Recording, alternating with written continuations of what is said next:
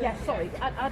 And initially it was still kept as a shop downstairs, and the top of it was made into the added as bedrooms. Would that be a Jordan building? No, that's very old. Is it? That's it. That's as old as the other one. But and then we've got the secret. Did you hear? We've got the secret garden on the end, which is where the English courtyard with the high brick walls, and it creates a microclimate. So lots of things are growing there that probably wouldn't survive in open areas. It's called the secret garden now.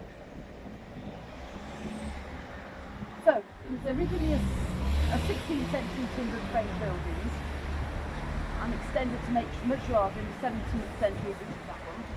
The front elevation of brick was added around 1701, which was fashionable in Queen Anne's time. So you could be educated and then enter the ministry. So he returned to England in Gloucester and set up a larger school called the Academy for Dissenters. He then needed somewhere larger and came to Tewkesbury and opened an academy, Tewkesbury Presbyterian Academy, a university alternative for dissenters. The Uniformity Act of 1662 made it difficult for non-practicing members of the Church of England to gain admission to the top universities such as Oxford, Cambridge and Durham. He was a learned man, and after living in Tewkesbury for a while, he became a heavy drinker, and quality of teaching declined. He died at 38 and was buried in Tewkesbury Abbey, but he was succeeded by his nephew, Jeremiah Jones, who carried on until he moved to Nailsworth. So he was here. We then had famous pupils, which was Thomas Secker, you'll see from the plaque. He lent Samuel Jones £200 to fund the academy. He agreed to become an Anglican at Exeter College, Oxford. So they completed their university education, then joined the ministry, rather than come here. Correct, Ian? Yes. Yeah.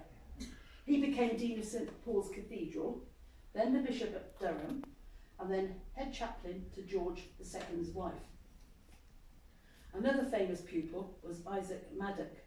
He became the Bishop of St Asaph, I think you pronounce it, and Worcester. He was the son of dissenter Edward Maddox.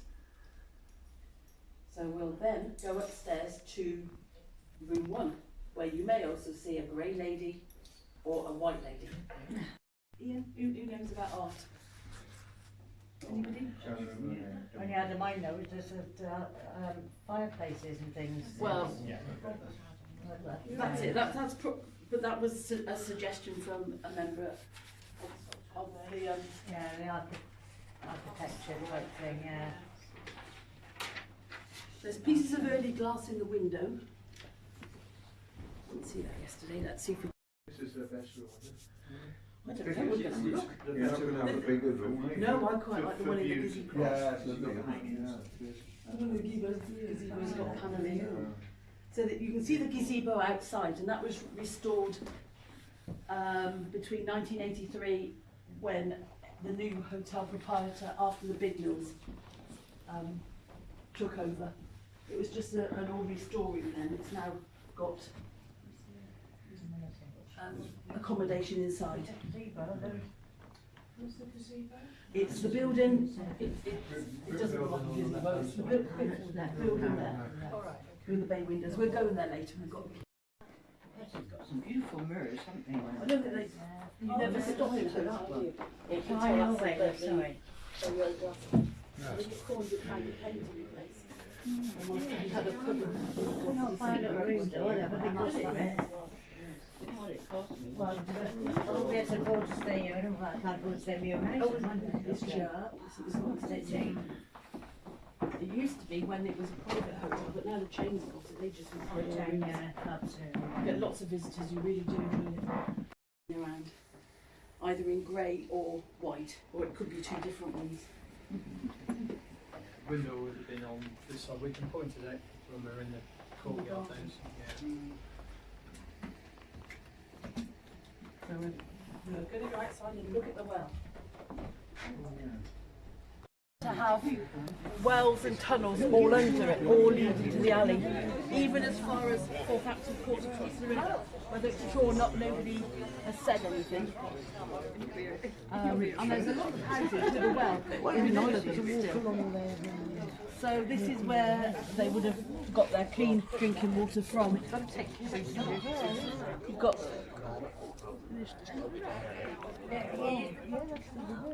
It is. Yeah, it's a function come out on that. It says memories. It says memories like so many years ago. So we've got the artificial mill haven, which was created for the monks that ran the mill. Not this one, the old Abbey Mill for them. That reached the biggest River Severn with the largest lock in England over at Upper Lode, where the barges came in. This was a further inland port, but when the weirs were established to help, and the rivers then got shallower and industry just declined. At the end of our flour mill, which was very popular, went in 1980. No, it wouldn't have been that long. 2010, wasn't it, or something? It said 2010. When Ian's Mill, 2006.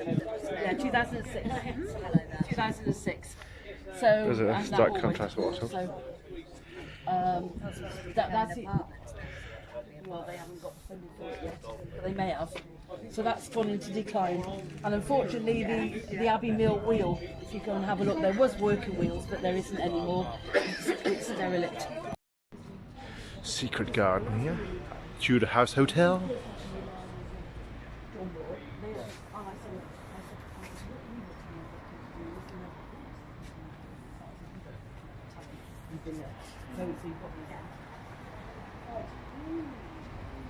So from here you should be able to tell the difference between the floorboards and the old, the original. So that's the false wall, and that's an original 16th century. And that's the little rooms that we This is might have just gone in. open to guests from the hotel, is it? No, anybody can come in here. Anybody can come in here. So you get the fine, but you come out here and Yeah, it's lovely. It really is. It's one of the few remaining late 17th century English courtyards of this type.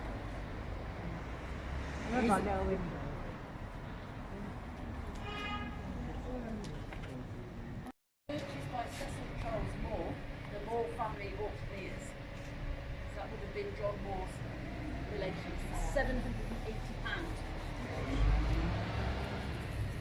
And that was 52 High Street, the Tudor House and Durham House, those two. Cecil died in 1918. The property was bought by Francis John Healing from the Healing Mill family. 1,200. Sold it in 1921 to Robert Hayden Tebbs for £2,000. Robert Tebbs intended to have the hotel and convert the stable into servants' bedrooms. That would have been the building there alongside. And he purchased all the land up to the river. But he borrowed too much money and fell into debt, and it was repossessed. And they sold the premises then in 1925 to William Henry Mayo for 1,900. The hotel was established in 1926 by William Henry Mayo, who was just as unfortunate. He went to prison for fraud in 1934.